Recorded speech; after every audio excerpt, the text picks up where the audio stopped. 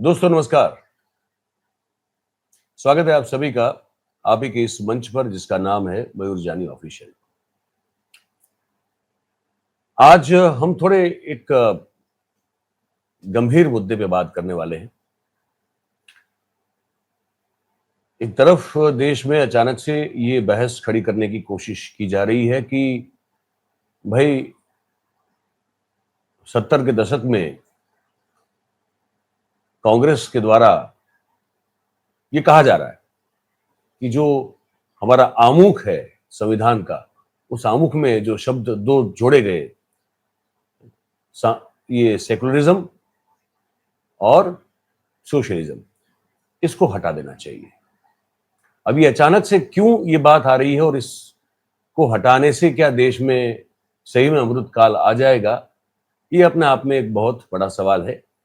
और सत्ता में बैठे हुए लोग ये चाहते हैं कि लोग इसी बात पर उलझे रहें ताकि पर्दे के पीछे उनको जो एक बहुत बड़ा, एक जो मेरे ख्याल से उसको मैं कांड ही कहूंगा कि जो कांड करना है उनको वो कर पाए। हम वो उस बात को करने जा रहे हैं जो सरकार चाहती नहीं है कि इस पर ज्यादा बात हो। वो मुद्दा है मतदार जो सूची होती है उसमें सुधार का, इलेक्टोरल रोल जो कहते हैं अंग्रेजी में जिसको। और उसमें इलेक्शन कमीशन को अचानक से जो है सपना आया है कि अरे भाई ये तो हमको ठीक करना पड़ेगा।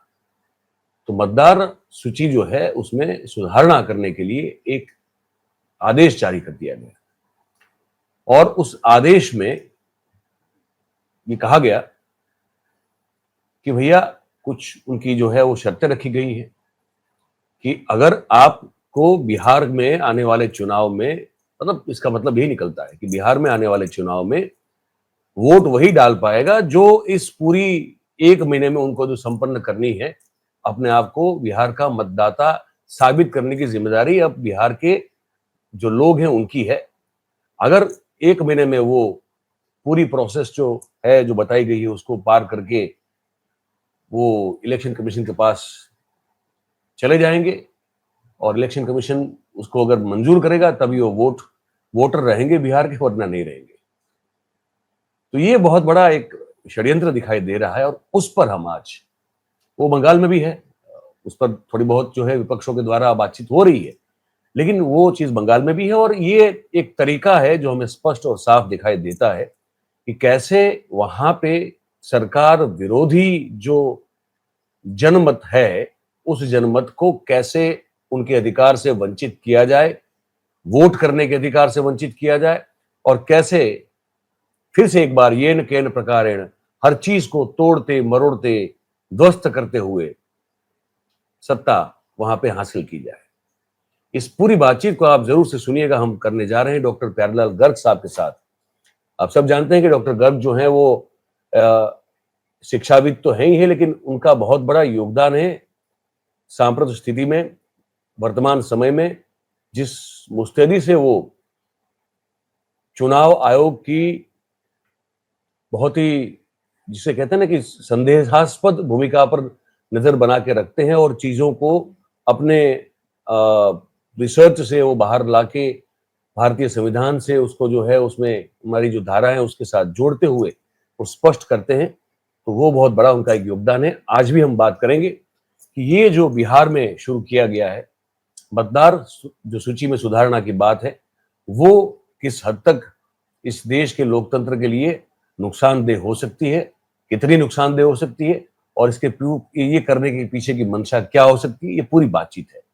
ये कोई मनोरंजन का कार्यक्रम नहीं होगा, आप समझ सकते हैं। हम बीच में बहुत सारे ऐसे प्रोग्राम करते हैं जिसमें हम हल्के फुल्के अंदाज में आपसे बात करते हैं ताकि बहुत जो भारी और गंभीर मुद्दे होते हैं उसको हम थोड़ा लाइटली थोड़ा ले ले और तो बात भी कर। लेकिन यहाँ इसको हम चाहेंगे कि ये ड्राई सब्जेक्ट है थोड़ा, लेकिन देश के नागरिक होने के तौर पर हम सब के लिए इस पर बात करना, इसको ठीक से समझना और इस पर जागरूक होके उस जागरूकता को अपने आसपास फैलाना बहुत जरूरी है। इसलिए मैं आप सबसे रिक्वेस्ट करूंगा कि आप जब देखेंगे आगे तो इसको, मैंने कहा कि थोड़ा ड्राई सब्जेक्ट है, उसमें हम लोग कॉन्स्टिट्यूशन और उसकी धाराओं की बात करेंगे, किन किन धाराओं का उल्लंघन हो रहा है, हमारे अधिकारों का किस तरह से उल्लंघन हो रहा है, उन पर कैसे जो है वो एक कब्जा या हमला किया जा रहा है, वो सब हम बात करने वाले हैं। इसको गौर से सुनिएगा, आपसे ये गुजारिश है। मैं आमंत्रित कर रहा हूँ डॉक्टर प्यारेलाल गर्ग साहब को। डॉक्टर प्यारेलाल गर्ग साहब से हमारी बातचीत होगी और आप इसमें शरीक होके पार्टिसिपेट जरूर करें, ये मैं बिल्कुल चाहूंगा। तो चलिए आप आमंत्रित करते हैं डॉक्टर प्यारेलाल गर्ग साहब को, और जो मैंने प्रस्तावना रखी है उसी पर उनसे जो पूरी उनका आकलन है और उनका जो एनालिसिस है उसको सुनते हैं। मैं मेरे साथ उनको जोड़ रहा हूं और इस मुद्दे पर हम आज विस्तृत रूप से चर्चा करेंगे। डॉक्टर साहब, आपका बहुत बहुत स्वागत है, आपने समय निकाला आज। धन्यवाद जी। अब सर ये बताइए कि मुद्दा कौन सा जरूरी है, सांप्रदायिकता वाले मुद्दे पे चर्चा हमारी होनी चाहिए या इस पर होनी चाहिए? मैं इसी पे आने वाला। आपने जो कहा बिल्कुल मैं उससे सहमत हूँ। क्या है कि संविधान में सेकुलरिज्म और सोशलिज्म शब्द तो हैं, लेकिन पहलू खान को तो मारा जा रहा है। सेकुलरिज्म तो लेकिन किसी दलित लड़की का तो रेप हो रहा है, लेकिन किसी दलित प्राइम मिनिस्टर को, राष्ट्रपति को तो मंदिर में नहीं जाने दिया जा रहा। लेकिन 80 करोड़ लोगों को तो उनकी जो प्रॉपर्टी थी उनसे वंचित करके उनको तो रोटी देने की जो उनकी रोटी देने का जुगाड़ किया जा रहा है और उस पर एक एहसान किया जा रहा है। तो इसलिए ना तो यहाँ सोशलिज्म की बात है, जो राज्यों के अधिकार हैं वो छीने जा रहे हैं। संविधान तो है, संविधान के बावजूद लोगों के मतदान के जो अधिकार हैं वो भी छीने जा रहे हैं। तो इसलिए हमें इस डिबेट में डाल के बहुत से जो बुद्धिजीवी हैं उनको भी डालते हैं, मीडिया को भी डालते हैं और आम जन को भी डालते हैं कि आप इसको वृत्तांत बदलना हम बोलते हैं, narrative, change of the narrative. ये वृत्तांत को बदलते हैं और ये जानते हैं कब कौन सा वृत्तांत लेके आना है। मैं एक छोटी सी उदाहरण देके फिर अपनी बात शुरू करूंगा। जब अडानी जी का चल रहा था हिंडनबर्ग वाली रिपोर्ट का कि कितना शेयर ऊपर गया, कितना मार्केट में उड़ गया, क्या हो गया, कितना नीचे आ गया, तब यहाँ पंजाब में एक घटना की गई और ये अजनाला थाना था, वहां एक गुरु ग्रंथ साहब की सवारी लेके एक लड़का गया। तो उससे पूरा वृत्तांत बदल गया कि देश में तो पता नहीं क्या हो जाना था। वो अडानी को भूल ही गए दो, जो हर वक्त हो रहा था। मीडियम होना, खालिस्तान बन जाएगा, ये हो जाएगा, एसएसपी पे गन तान दी। कोई इंडियन स्टेट के एसएसपी पे गन नहीं तान सकता उसकी मर्जी के बगैर। सही बात है। सो इसलिए अब ये वृत्तांत बदला, एक वृत्तांत और बदला जाता है। वो चोन कमीशन और उसके जो सहायक होते हैं वो बदलते हैं। जैसे इलेक्शन कमीशन जो कुछ कर रहा है उस पर जब भी कोई बात होती है तो 3 बातें शुरू कर देते हैं वो। एक तो ये इलेक्शन कमीशन में लोगों का विश्वास खत्म नहीं होना चाहिए। भाई विश्वास तो तभी रहेगा जब वो शकुनी पाशा नहीं खेलेगा। शकुनी पाशा तो आप जानते ही होंगे, महाभारत में शकुनी और दुर्योधन का मामा, उसने तो पासा ही बदल दिया। पासा बदल दिया तो पांडव तो हारेंगे। सो ये भी तो पासा ही है ना इलेक्शन। एक तो ये है। दूसरा वो बोलते हैं कि देखिए जी हम ईवीएम को कैसे चेक करते हैं, ईवीएम कैसे अच्छी है, ये बताते नहीं कि ईवीएम में जितना वोट आप बोलते हैं कि डला था वो निकला क्यों नहीं। ये बताने की बजाय उसका फंक्शनिंग बताना शुरू कर देते हैं, कैसे काम करती है।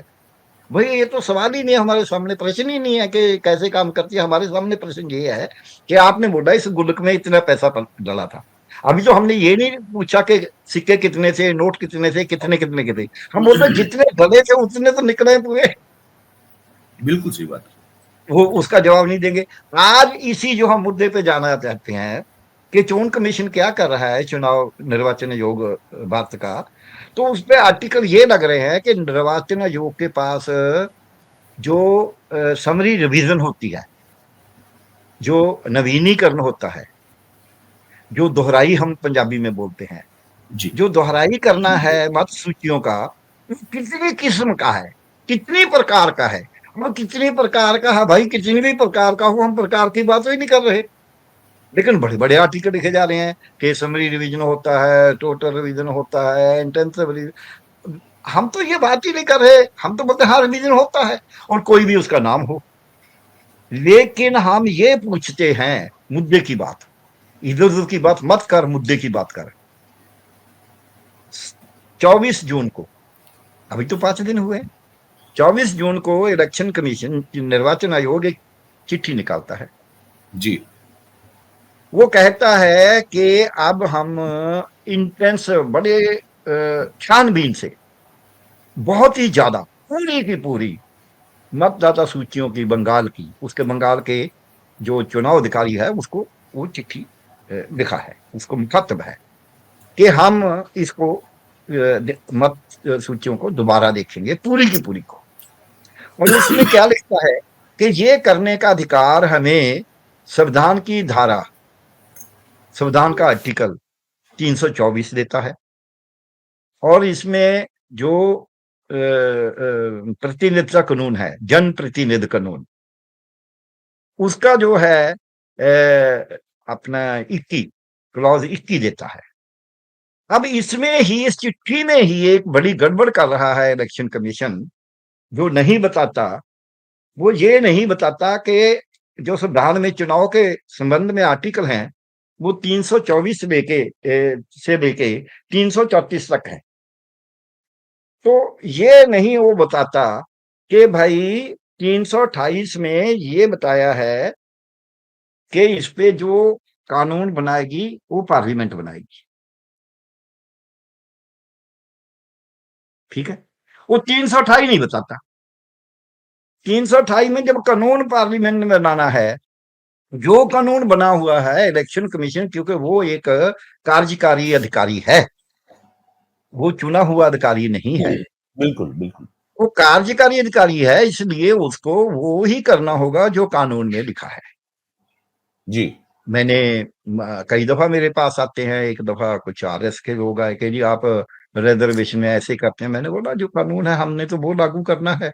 नहीं नहीं, आपको बोलना चाहिए। मैंने बोला जहां हमारा मंच होता है हम वोट भी देते हैं, लेकिन जब बिल्कुल। कानून बन गया उसको लागू करना तो हमारा दायित्व है। वो तो हमें जी। करेंगे करेंगे, चाहे आपको अच्छा लगे या बुरा लगे।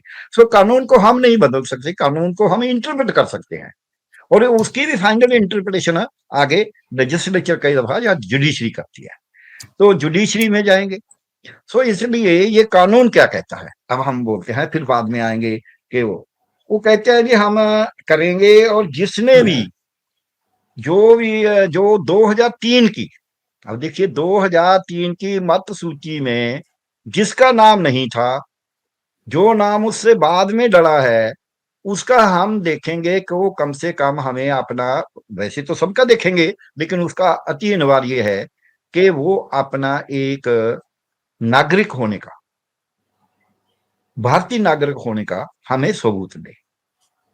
अब नागरिक कौन है कौन नहीं है, ये निर्णय करना, ये चुनाव निर्वाचन आयोग के अधिकार में नहीं है। ये बिल्कुल अधिकार क्षेत्र है होम डिपार्टमेंट का, बिल्कुल। गृह मंत्रालय का। सो ये तो कर ही नहीं सकते। पहली बात, इसका ये नहीं बता रहा कि जो आपको अधिकार है वो क्या है। आपको अधिकार है निष्पक्ष, पारदर्शी, ट्रांसपेरेंट और जवाबदेही, जिम्मेवारी, रिस्पॉन्सिबिलिटी, अकाउंटेबिलिटी के साथ चुनाव करवाना, निर्वाचन करवाना। वो आप करवा नहीं रहे। आप पे सैकड़ों दोष लगते हैं, आप उसका जवाब ही नहीं देते। आप अपना काम छोड़ के दूसरे के काम में दखलंदाजी कर रहे हैं। ये पहले अपने आप में, इसमें क्या है, इसमें बड़ी बात ये है कि जो मैं नागरिक देश का हूं या नहीं हूं, वो जो गृह मंत्रालय ने फैसला करना है, निर्णय लेना है, वो अब क्यों इलेक्शन कमीशन लेने लग गया, निर्वाचन आयोग लेने लग गया, निर्वाचन आयोग का बाबू लेने लग गया। वो बाबू कौन है? एक बीएलओ, जो बहुत अधीन कर्मचारी होता है, ये वो फैसला करने लग गया। कल को वो किसी भी बात का फैसला करने लग जाएगा। ये घर आपका है या नहीं है, क्योंकि कहते हैं घर का सर्टिफिकेट दिखाओ, वो लिख देगा कि ये घर घर तो इसका है ही नहीं है। अब बाबू लिख दे, आपने दिखा दिया, कोई दस्तावेज मांग गया उन्होंने, वो कहता है ये तो इसका है नहीं, तो झगड़ा पड़ जाएगा, दूसरा मुकदमा कर देगा कि जी इसका तो घर ही नहीं है ये। मतलब कैसे बात है, जमीन है किसी भी बात में, क्योंकि बाबू ने ऑब्जेक्शन, वो बाबू जिसके पास ये अधिकार नहीं है वो करेगा। अब इलेक्शन कमीशन को कहता है कि हम उनको रद्द करेंगे, किनको, जो 2003 की सूची में नहीं थी। उसका मैं टेक्निकल पॉइंट पे जाता हूं पहले, कि 2003 के बाद 2004 में निर्वाचन हुआ लोकसभा का, 9 में हुआ, 14 में हुआ, 19 में हुआ, 24 में हुआ, और इसके बीच में कितनी ही सभी विधानसभाओं के 5-5 बारी चुनाव हुए हैं। तो इतने चुनाव में जो मत सूची बन चुकी, जो संविधान कहता है जो बन चुकी सूची ठीक है, अनलेस अनटिल उसमें कोई शिकायत करता है या उसको विधिवत डिलीट किया जाता है प्रोसीजर अडॉप्ट करके, तो फिर ये क्या मानेगा राजीव कुमार, ये गणेश कुमार, कि भाई वो जो 2004 में चुनाव हुआ तो गलत था, 9 में गलत था, 14 में गलत था, 19 में गलत था, 24 में गलत हुआ, वो वोटर सूची तो ठीक नहीं थी, तो चुनाव कैसे ठीक हो गया? एक बात तो ये है। दूसरा, चुनाव आयोग भी उस सूची को बनाता है। बिल्कुल। जब उसने वोटर को रजिस्टर किया तब देखना था ना उसने ये सब कुछ, जब रजिस्टर करने के लिए क्या है देखना था, मतलब अगर देखना चाहता, हालांकि इसको नहीं है। अब मैं आता जी। हूं कि जो इसने बोला आगे, एक जो इन्होंने लिखा है कि हमें एक अधिकार है, ये इसको बोलते हैं स्पीकिंग ऑर्डर। वो ऑर्डर पास किया है कि ऐसा है, इतनी आबादी बढ़ गई, ऐसे शहर में आ गए, ऐसे ट्रांसफर हुई, माइग्रेशन हुई, इसके लिए हम कर रहे हैं, ये इसकी वैधता बनाई है। अब हम जाते हैं कि उसमें उसने लिखा है कि क्लॉज 16 और क्लॉज 19 जो है, पहले 21 और 324 आर्टिकल और 21 329 आर्टिकल का, 28 आर्टिकल का हवाला नहीं दिया, जानबूझ के नहीं दिया, क्योंकि उसमें तो फिर पार्लियामेंट कानून बनाती है, कानून देखेगा कोई।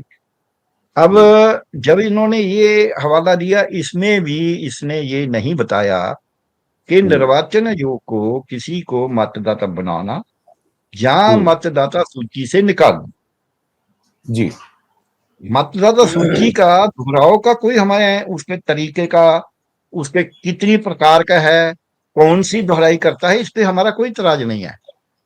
हाँ, हमारा इतराज ये है कि मतदाता सूची में कौन डलेगा और कौन निकलेगा, उसके लिए कानून है। वो ये नहीं है, ये इलेक्शन कमीशन निर्वाचन आयोग के हाथ में नहीं है वो बात। वो जो है लोक जनप्रतिनिधि कानून 1950 के तहत है। जनप्रतिनिधि कानून 1950 को हमें देखना होगा कि मतदाता बनने के लिए क्या चाहिए और निकलने के लिए क्या करना है, और निकलने का फिर वो प्रक्रिया क्या है, तरीका क्या है। हम जैसे माफ करना हमारे दर्शक, मैं फिर भी धर्म में जा रहा हूं, जैसे कोई शादी करते हैं, अगर वो निकाह करता है, तो निकाह में अगर वो लड़की, जो मैं सुना है, मेरे को मालूम नहीं है, कहते अगर कोई दोनों में से कहे मेरे को नहीं मंजूर, काजी बोलता है हाँ, मंजूर है, मंजूर है, मतलब वो नहीं मंजूर कह दे तो नकाह माना नहीं जाता। बिल्कुल। अब जिसने वो मंजूर वाली बात ही नहीं बोली काजी ने, तो वो शादी कैसे हो जाएगी? इसी हमारे हिंदुओं में फेरे लेते हैं, अगर वो फेरे नहीं लेते तो फिर शादी कैसे होगी? या तो फिर सिविल मैरिज कराएं, धार्मिक मैरिज जो हमारे कानून में है, तो फिर तो वो फेरे लेने होंगे। सो इसलिए जो विधि विधान है, जो कानून है, वो जो लागू करता है पंडित, उसने नहीं कि तय किया, कानून किसी शरह ने तय किया है, लेकिन वो पंडित, वो काजी मुन्ना, वो भाई, वो तो उसको लागू करते हैं। बिल्कुल। सो इसलिए ये बातें हमें समझना होगा। अब क्या कहते हैं ये? अब ये कहते हैं कि जी, अब 16 की बात करते हैं, अब 19 धारा, ये मैं अपने दर्शकों के लिए बता रहा हूं, ये है रिप्रेजेंटेशन ऑफ पीपल्स एक्ट 1950।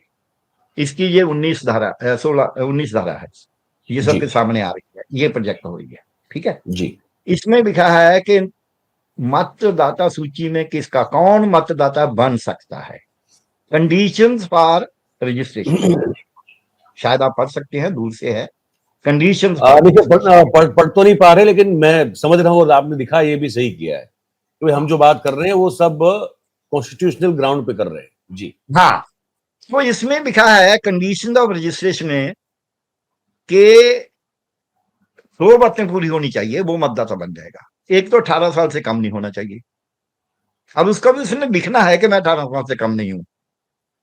दूसरा, वो ऑर्डिनरीली, साधारणतः वहां रह रहा हो, वहां का रहने वाला हो। वहाँ। ये दो ही शर्तें हैं और कोई भी शर्त नहीं है। अब ये कैसे लगा रहे हैं? इससे भी पहले एक और बात जो मैं कहना चाहता हूं वो ये है कि निर्वाचन आयोग ने ये तो बोल दिया कि हमें जो ये क्लॉज 21 है, ये मैं दिखा रहा हूं, ये क्लॉज 21 के अंडर उसको पावर मिली है, इसलिए कर रहा है। अब क्लॉज 21 को मैंडेट क्या देती है? पावर के साथ हुक्म है। क्या हुक्म है वो मैं सुना देता हूं। उसमें लिखा है the electoral rolls for each, ये है preparation and revision of electoral. अब रिवीजन कैसी भी हो हाँ। इसमें कवर्ड है, इसीलिए मैं क्यों जाऊंगा कौन सी रिवीजन है कौन सी नहीं है, मेरा कोई this not my cake. So इसमें क्या है, the electoral roll for each constituency shall be prepared in a prescribed manner. जो विधि विधान तयशुदा है उसी से किया जाएगा, उसके बगैर नहीं हो सकता। ये इसको मैंडेट है कि आप उस प्रिस्क्राइब्ड मैनर को के अनुसार करेंगे, आप उसके बाहर जाके नहीं करेंगे।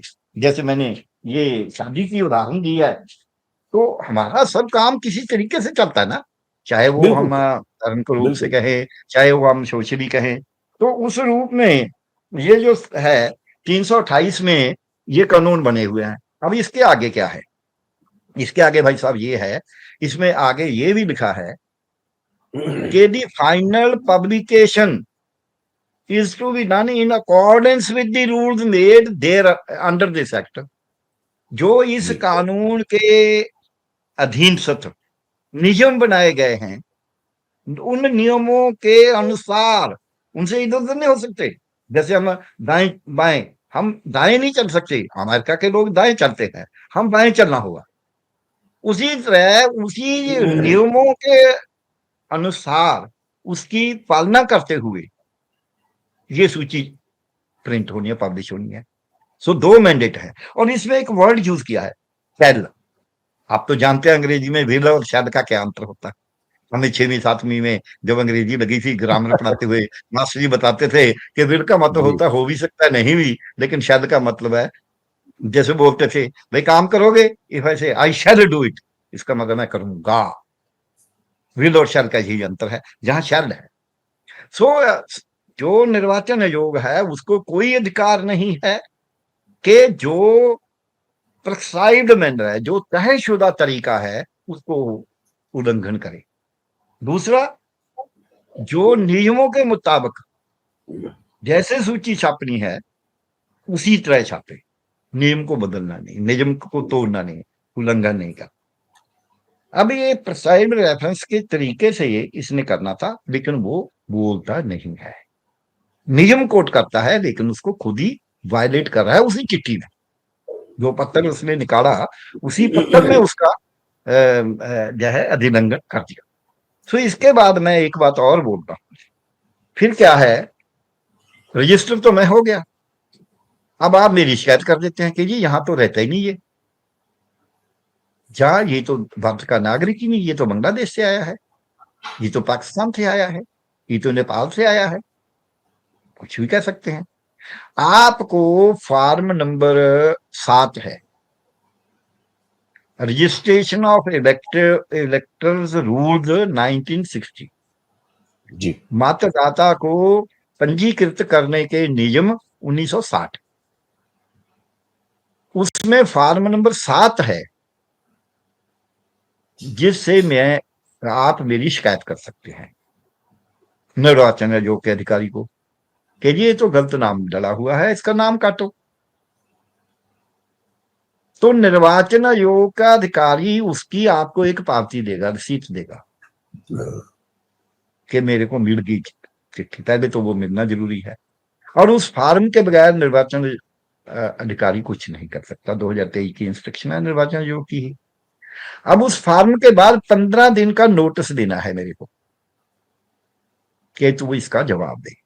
जिस दिन निर्वाचन आयोग का अधिकारी चिट्ठी जारी करेगा उससे 15 दिन में मैंने जवाब देना है। अब आपने शिकायत कर दी, आपकी शिकायत की आपको पावती मिल गई, तो निर्वाचन आयोग ने मेरे को चिट्ठी उनके अधिकारी ने निकाल दी, मैं चुप कर गया, सो गया, मैं जवाब ही नहीं देता। तब भी क्या है, तब फिर उस 15 दिन के बाद निर्वाचन आयोग अपने अधिकारी को हुक्म करेगा, बिल्कुल। और वो भी लिख के होगा कि भी आप जाओ वहां जाके देखो। वो आएगा और लिखेगा कि मैं इतने बजे गया, वहां किया, इस डेट को किया, मैंने ये लोगों से पूछा। फिर वो अपनी रिपोर्ट देगा। उस रिपोर्ट के 15 दिन के बाद फिर मेरा नाम काटा जाएगा। बिल्कुल। मतलब 1 महीना तो इसी प्रोसीजर में मिनिमम है। हफ्ता 2 हफ्ते जाने आने में 1.5 महीना तो वो हो गया। तो अगर 26 जुलाई तक रिवीजन हुआ, मेरा नाम काट दिया, तो मैं तो 1.5 महीने में तो मेरा रिवीजन ही नहीं हो सकता, क्योंकि वो तो अक्टूबर नवंबर में तो चोन होनी है और बिल्कुल। सितंबर में उसकी नोटिफिकेशन हो जाएगी। तो इसलिए इलेक्शन कमीशन ये प्रैक्टिकली भी गलत कर रहा है, लीगली भी गलत कर रहा है। बिल्कुल। अब इसमें लिखा है, अब मैं और बातें कहूंगा। कानून में सरकार में रहा हूं, शायद आपको मालूम होगा।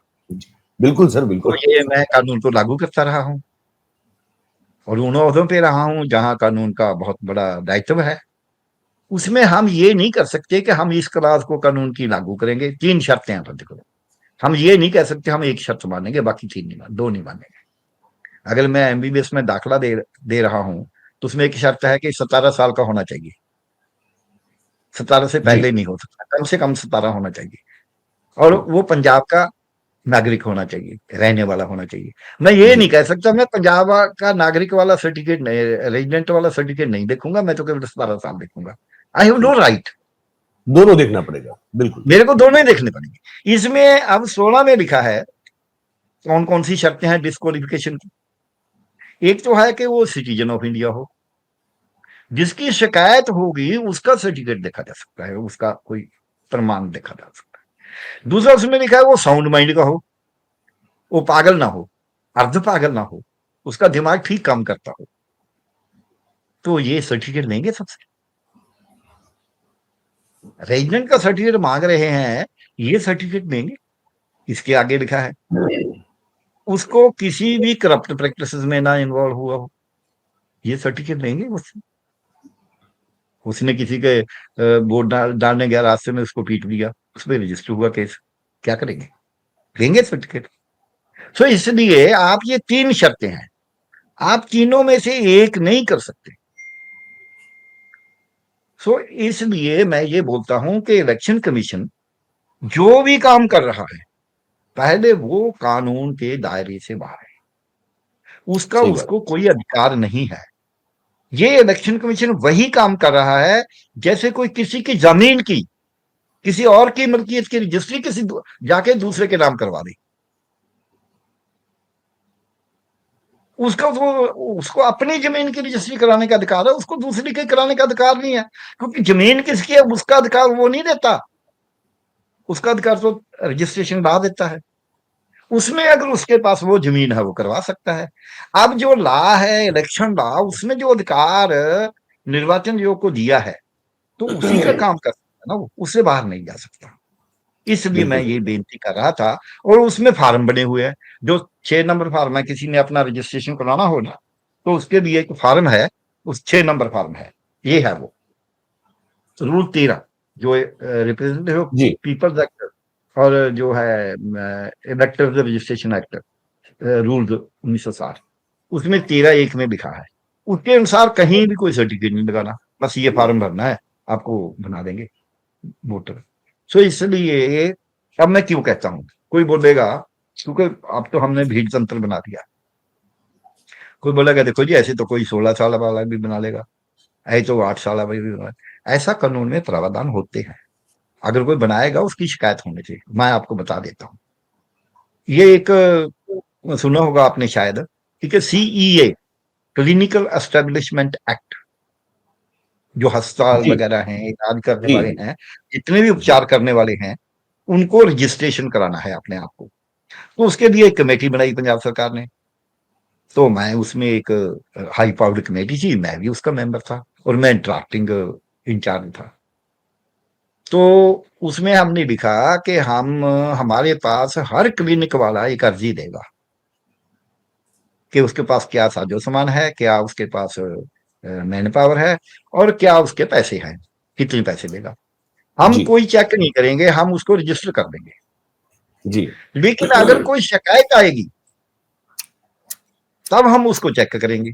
अब इलेक्शन कमीशन को सुओ मोटो यानी कि अपने आप चेक करने का अधिकार ही नहीं है। ये जी सूची पहले से बनी हुई है, उसका नाम है, अगर उसको कोई शिकायत आती है तब वो चेक कर सकते, दिस वन। क्योंकि उसमें जी लिखा है कि 7 नंबर फॉर्म में शिकायत होना जरूरी है जब जी जब आपने किसी का नाम डिलीट करना है। जी इसके आगे क्या है? इसके आगे एक और बात, बड़ी बात जो चुनाव अधिकारी कर रहा है, उसने बोला 2003 की सूची। अब 2003 की सूची में कोई नहीं है। पहली बात, वो जन्म ही नहीं था तब। दूसरी बात, वो तब 18 साल का नहीं हुआ था। तीसरी बात, वो वैसे ही उसका नाम रजिस्टर नहीं हुआ। नहीं तो क्या उसको वोट का अधिकार खत्म कर दिया 2003 को? 2003 का रेफरेंस नहीं ले सकता, कहीं नहीं लिखा कि यह पुराना रेफरेंस लेगा। बहुत सही बात है। रिवीजन तो जो 2024 में जो भी लेटेस्ट सूची है कहां भी, उसकी रिवीजन होगी ना। सो पुराना बिल्कुल ये ऐसे तो बोल देगा मैं ये चेक करूंगा। अब मैं इसके, उन्होंने जो दस्तावेज जैसे मांगे हैं, अब म्यूल जी आप, ये बहुत सीरियस मैटर है। बहुत उसमें सीरियस बोला है, है बहुत कि ही गंभीर। आपके पास जो नहीं रजिस्टर हुआ 2003 की सूची में, अगर उसने रजिस्टर कराना है अपने आप को, उसको निकाल देंगे हम। 2003 की सूची में जो नहीं है सबको निकाल देंगे। अगर उसने रजिस्टर कराना है तो उसको एक तो 1/7/1987 से 1987 के पहले का जारी किया हुआ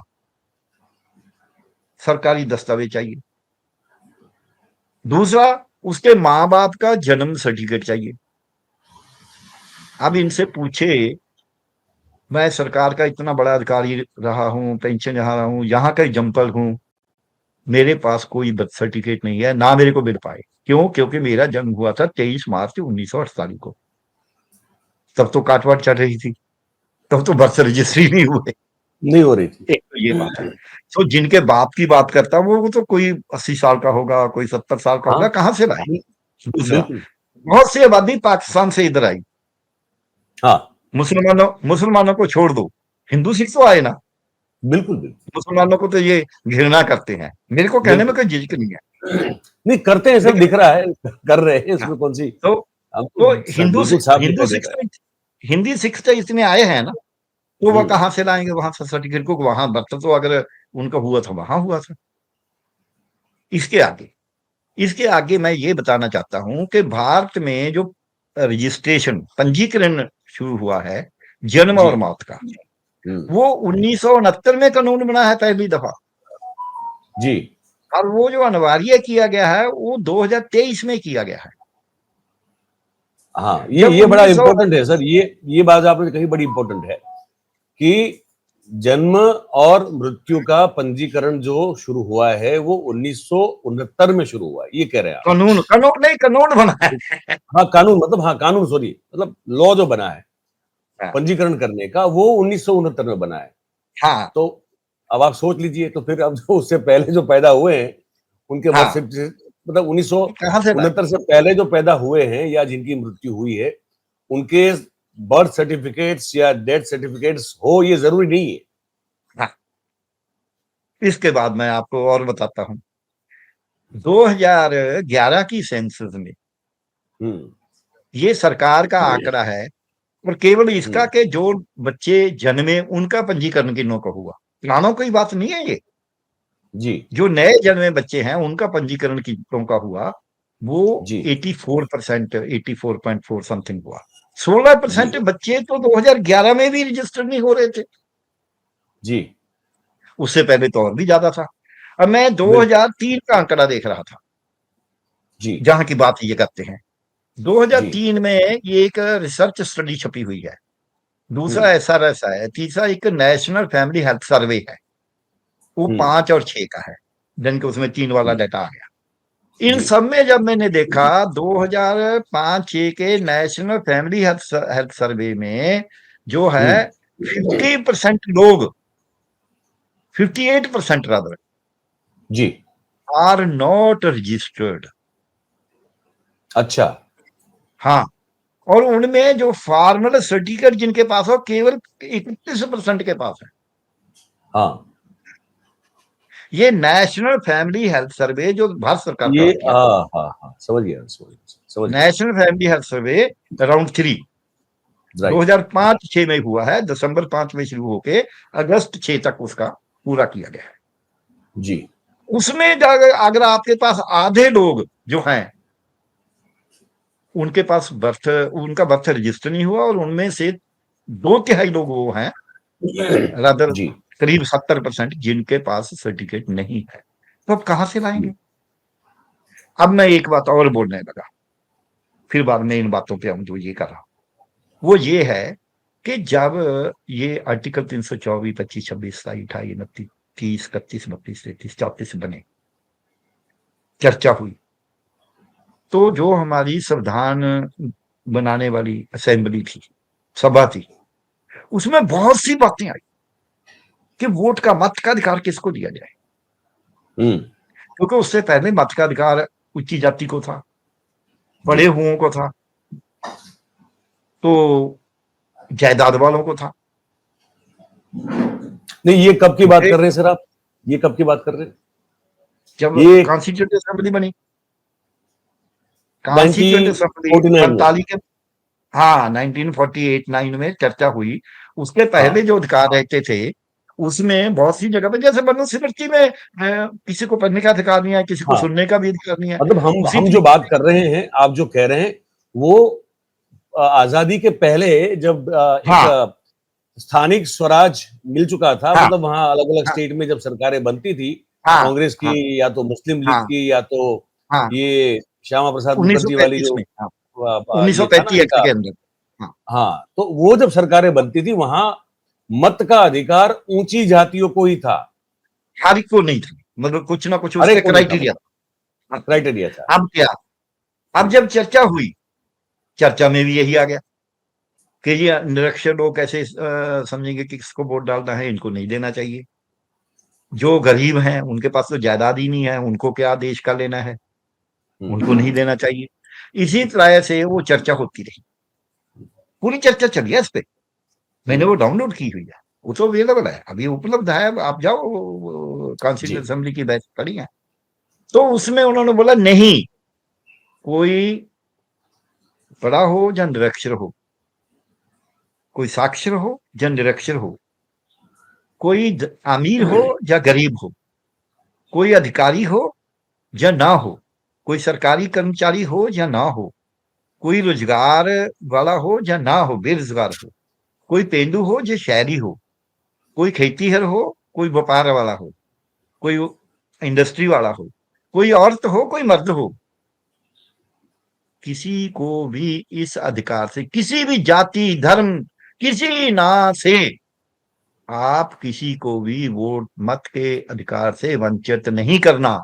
यही ताकत है, यही हमारी स्ट्रेंथ है, जिसको हम बोलते हैं शक्ति है हमारे बिल्कुल लोकतंत्र की। अब बिल्कुल। ये आया है कि हमने तो जी इसको का, और कल को कोई बड़ी बात नहीं है, मैं आपको क्यों बता रहा हूं, इनका जो ये कांग्रेस वालों का भी ऐसा ही है, ये कोई आया नहीं है। जो लोग पढ़े लिखे हैं, पंचायतों में इन्होंने कर दिया था कि जो लोग 8वीं पास नहीं है वो सरपंच का हाँ, ओहदा नहीं लेंगे, पंच सरपंच, उनको बोलो एमपी तो बन सकता है, अनपढ़ व्यक्ति निरक्षर व्यक्ति एमपी बन सकता है, एमएलए बन सकता है, लेकिन गांव का मेंबर नहीं बन सकता पंचायत का। नहीं बन सकता। इससे इससे मतलब बेवकूफी वाली बात मैं कहूंगा, इससे बेवकूफी भी, आप कॉलेज का प्रिंसिपल तो लग सकते हैं लेकिन स्कूल में नहीं लग सकते, क्योंकि आपके पास वो डिग्री नहीं है, हाइट सही है। बात। सो ये वो उसके लिए तो छोटी डिग्री चाहिए, बल्कि इसमें तो हाँ, है कोई भी नहीं, जब इसमें कोई भी आ सकता है तो उसमें क्यों नहीं आ सकता? हमारे प्राइम मिनिस्टर बिल्कुल। कितने पढ़े हुए हैं, कोई बताए? ज्ञानी gel Singh ji home minister भी है, राष्ट्रपति भी रहे, कितने पढ़े हुए थे, किसी को मालूम है? हमारे यहाँ मुख्यमंत्री रहे हैं ऐसे। पढ़ाई कोई जरूरी नहीं है कि कोई बहुत पढ़ा लिखा हो, और अब जो अनपढ़ भी होते हैं बहुत सियाने होते हैं। हमारे एक यहाँ पंजाब का नावलिस्ट हुआ है, वो बहुत थोड़ा कम पढ़ा हुआ था, उसके तो नावलों पे बहुत रिसर्च हो रही है। गुरु नानक देव जी ने तो कोई फॉर्मल स्टडी की ही नहीं थी, जितने हमारे पीर पैगंबर हैं उन्होंने कोई जो रस्मी विद्या है, नहीं। फॉर्मल एजुकेशन तो दी नहीं थी। वो तो कहीं डेरे में, कहीं मस्जिद में जो सीख लिया सीख लिया, ठीक है, सेल्फ स्टडी। तो इसलिए ये इनकी बातें कहनी जो है, ये कई दफा जब हम लोग पढ़े लिखे सियाने होते हैं, जो साक्षर होते हैं, साक्षर साक्षर होते हैं, सियाने जरूरी नहीं होता कि वो हों, बहुत सही बात कही आपने। ईमानदार जरूरी नहीं होता हूं। सो इसलिए ये जो सब कानून है, इसमें अब इसमें दो तीन बातें मैं बस और कह के इसको लंबा नहीं करेंगे। इन्होंने बोला मैं कौन कौन से डॉक्यूमेंट एक्सेप्ट करूंगा, कौन कौन से दस्तावेज में से कोई दस्तावेज चाहिए। और ने बोला कि एक तो आइडेंटिटी कार्ड होना चाहिए। जब वो आइडेंटिटी कार्ड किनको मिलता है, क्या तो जो सरकारी अधिकारी है, या कोई मनरेगा वर्कर होगा, या ज्यादा से ज्यादा किसी को बुढ़ापा, विधवा वगैरह पेंशन मिलेगी सोशल सिक्योरिटी से, लेकिन हर एक को तो मिलेगा नहीं। वो कहाँ जाएंगे। दूसरा, pension payment order. Pension payment order तो केवल जो सरकारी मुलाजिम और अधिकारी है उनके पास ही होगा, जब सेमी किसी को गवर्नमेंट में मिलेगा होंगे। बिल्कुल। अब मैं किसके पंजाब की पास? एग्जांपल दे सकता हूं आपको। पंजाब में 2 करोड़ वोटर है, 3 करोड़ की आबादी है, 2 करोड़ वोटर है, यानी कि 20 मिलियन। उनमें से केवल 6 लाख लोग हैं जो पेंशनर भी हैं और या फिर वो सरकारी नौकरी वाले हैं। उनके पास ही होगा ये तो सर्टिफिकेट तो ना, और पीपीओ भी उनके पास ही, पेंशन पेमेंट ऑर्डर। तो इसलिए ये भी वो नहीं है। इसके आगे बोलता है identity card document issued by government of India. Bharat सरकार ने 1/7/1987 से पहले जारी किया हो। अब देखिए, अब ये बोलेंगे, वो जैसे आपने एक कहानी जरूर सुनी होगी लेला और भेड़िए वाली। तो जी। बेबी को बोलता है कि तू तो पानी गंदा कर रहा है, कि मैं तेरे को खाऊंगा। वो कहता है महाराज पानी तो आप मेरी तरफ से थोड़ा आ रहा है, आपकी तरफ से मेरे वाला आ रहा है, मैं आपका जूठा पानी पी रहा हूँ। तो उसने बोला तेने मेरे को गाली निकाली थी 2 साल पहले। कहने लगा जी मेरा तो बर्फी 6 महीने पहले हुआ है, साल पहले हुआ है, तो मैंने कैसे नहीं नहीं, कहने लगा तेरे बाप ने गाली निकाली होगी। तो उसको खा लिया। ये लेले वाली कहानी है, हम बचपन में दूसरी तीसरी में पढ़ते थे। तो अब ये कहानी अब गणेश कुमार, जो मुख्य निर्वाचन अधिकारी है भारत का, वो कर रहा है। इसके आगे बर्थ सर्टिफिकेट इश्यूड बाई, मैं आपको ये पूरा विस्तार दे ही दिया कि कैसे बर्थ सर्टिफिकेट नहीं मिल सकता। जिनका वो मांगता है 1987 से पहले का, वो आ ही नहीं सकता, इसका मतलब उसको निकाल देना है। हमारे एक पंजाबी में बोलते हैं हम, ना नौमन तेल होगा ना राधा नचेगी। तो आप ऐसी शर्त लगा दो जो हो गई नहीं, पूरी नहीं होगी, बाकी खत्म। तो ये शर्त। इसके आगे बोलता मैट्रिकुलेशन सर्टिफिकेट। अब मैट्रिकुलेशन सर्टिफिकेट इनको मालूम होना चाहिए कि भारत में अभी भी 11-12% आबादी है जो मैट्रिक जा हुआ है। तो कहां से लाएगा सर्टिफिकेट। इसके आगे पासपोर्ट। पासपोर्ट किन के पास है, कितनों के पास है। मैं बिहार की भी स्टडी कर रहा था, कितने लोगों को, 8-9 लाख लोगों ना 20-22 लोगों ने पिछले 5 साल में पासपोर्ट लिया है। वोट तो वहां 9 करोड़ है, 90 मिलियन वोटर है। इसके आगे बोलता है परमानेंट रेजिडेंस सर्टिफिकेट। भाई जो घुमंतरू कबीले हैं उनके पास तो परमानेंट रेजिडेंस होती ही नहीं, किसका सर्टिफिकेट देंगे। गड्डियां वाले हैं, कुड़ियां वाले हैं, वो जो नोमैडिक गुज्जर हैं, हमारे यहाँ पंजाब में गुज्जर बहुत से कभी कश्मीर और हिमाचल में जाते हैं, पहाड़ी इलाके में गर्मियों में। वो फिर यहाँ नीचे आ जाते हैं जब वहां बर्फ पड़ जाती है। तो वो तो उनके पास तो कोई भी है, वो तो किसी के स्टेट के भी नहीं है। सो इसलिए ये भी एनी लैंड और हाउस अलॉटमेंट, अब लैंड हाउस अलॉटमेंट जो बेच रहे हैं उनका क्या बनेगा। अब बिहार में भी, जिसमें सबसे ज्यादा लोगों के पास घर है अपने, बिहार एक ऐसी स्टेट है, लोगों के लिए आश्चर्य होगा कि पूरे मुल्क में सभी स्टेटों में से सबसे ज्यादा जिन लोगों के पास घर हैं वो बिहार में है। लेकिन वहां भी 11% के पास घर नहीं है, करीब 10-11% के पास। तो 10-11% कहाँ जाएंगे। अब जब वो बोलते हैं कि जी जमीन, तो जमीन कितनों के पास है वो देख लो। अब पासपोर्ट, सो ये सब बातें किसके पास होंगी। अब मैं आता हूं दोबारा उस पे, जो संविधान जब बनाया उस सभा में चर्चा हुई, ये सब बातें उसके पास हैं जो साधन संपन्न है। जिसके पास पैसे है वही पढ़ता है, जिसके पास बिल्कुल। पैसे है उसी को नौकरी मिलती है, जिसके पास पैसे है उसी का भी कोई आइडेंटिटी कार्ड बनता है, उसी का कोई पासपोर्ट होता है, उसी के पास ही कोई घर होगा, उसी के पास ही कोई जमीन होगी। इसलिए जितने ये दस्तावेज हैं वो अमीरों के लिए हैं, साधन संपन्न लोगों के लिए है। अब हमारे 80 करोड़ आबादी, 800 ये हाँ 800 मिलियन आबादी तो ऐसी है जिसके पास आटा दाल देना पड़ता है। ये तो प्राइम मिनिस्टर अपने माननीय खुद ही कहते हैं। उनमें से 55 करोड़ वोटर है। उस 55 करोड़ वोटर मीन 550 मिलियन के पास तो खाने के लिए रोटी नहीं है, घर कहां से है? कितनों के पास होगा? जमीन कितनों के पास होगी? नौकरी कितनों के पास होगी? पासपोर्ट कितनों के पास होगा? आइडेंटिटी कार्ड कितनों के पास होगा? पेंशन पेमेंट ऑर्डर कितनों के पास होगा? बर्थ सर्टिफिकेट तो है ही नहीं। ये बात छोड़ दें कि बर्थ सर्टिफिकेट लेने में कितना पैसा लगता है, कितनी करप्शन है। मैं एक मिनट के लिए मेरी अपनी तहसील है धूरी, यहाँ संगरूर जिला है पंजाब में, एक उसमें एक धूरी तहसील है। मेरे को किसी का शिकायत आया कि जी मेरे को साल हो गया, जो registrar of birth and death है उसके पास जाते को मेरे बच्चे का सर्टिफिकेट नहीं दे रहे, जन्म सर्टिफिकेट नहीं दे रहे, पैसे मांगते हैं। मतलब ऐसी ऐसी बातें सबके सामने आती हैं कि जन्म और सर्टिफिकेट लेना कितना दिक्कत है आज भी। और फिर पुराने रजिस्टर हैं वो बहुत से, जब आपको मालूम होगा आजादी के पहले उर्दू में बहुत देर तक उर्दू में चलते रहे रजिस्टर। अब वो बाबू बोलता है जी उर्दू तो हमें पढ़ना नहीं आता, किसी को बुलाएंगे उसका खर्चा होगा तो फिर पढ़ाएंगे फिर आपको सर्टिफिकेट मिलेगा, वो तो मिलता ही नहीं। तो इसलिए ये बातें जो कर रहे हैं ये मिस्टर गिनाश कुमार को ना तो भारत की हकीकत का मालूम है, कानून इसको मालूम है, लेकिन कानून को ये तोड़ना चाहता है।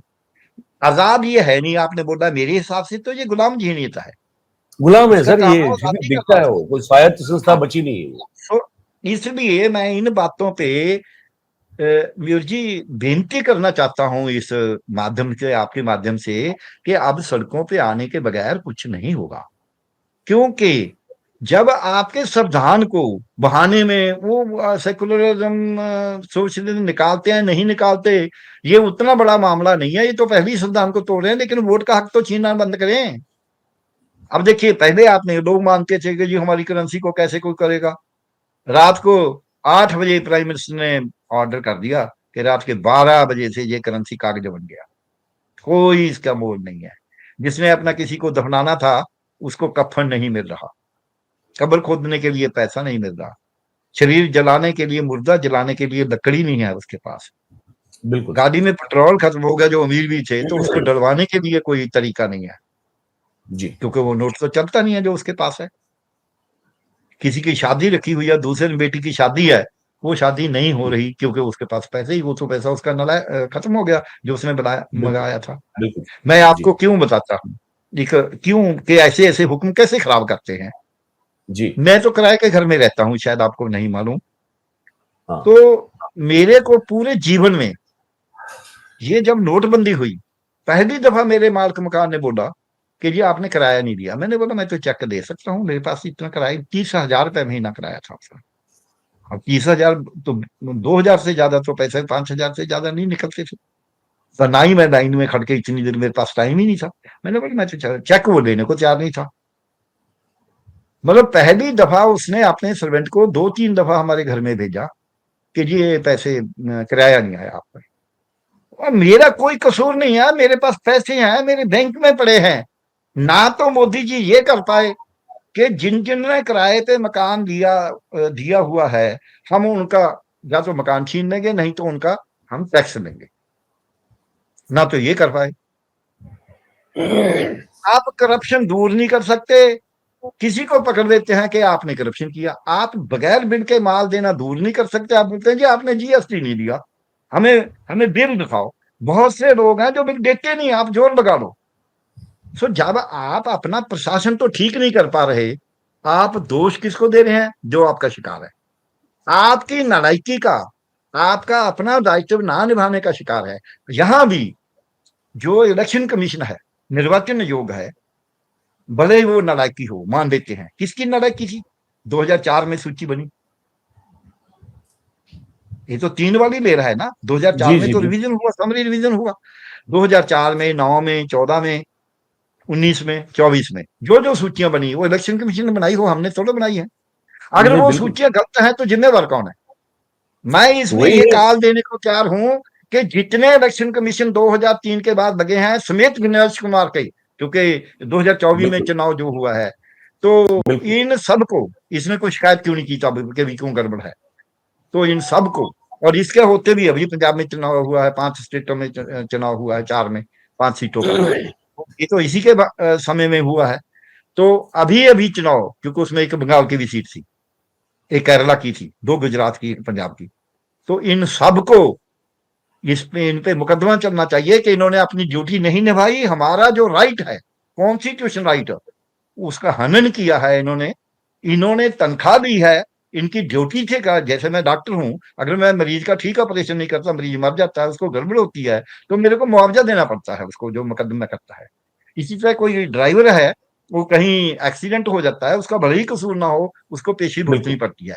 अब ये गणेश कुमार को और इसके जो प्रेडिसेसर हैं जितने, राजीव कुमार वगैरह को, सबको फालन करना चाहिए अदालतों में कि आओ यहां खड़े हो कि आपने ड्यूटी क्यों नहीं निभाई, क्यों ना आपको कारावास में डाला जाए। ड्यूटी आप निभा नहीं रहे, आप अपने आप को कारावास में डालने की बजाय भारत की जनता को, वोटर को कारावास में डालते हैं। कारावास के डालने ही है ना कि आप वोट नहीं पाने देंगे। इससे इससे बड़ी, लोग तो कहते थे बूथ कैप्चर होता था जी, बूथ इतने परसेंट लोगों का कैप्चर नहीं हो सकता।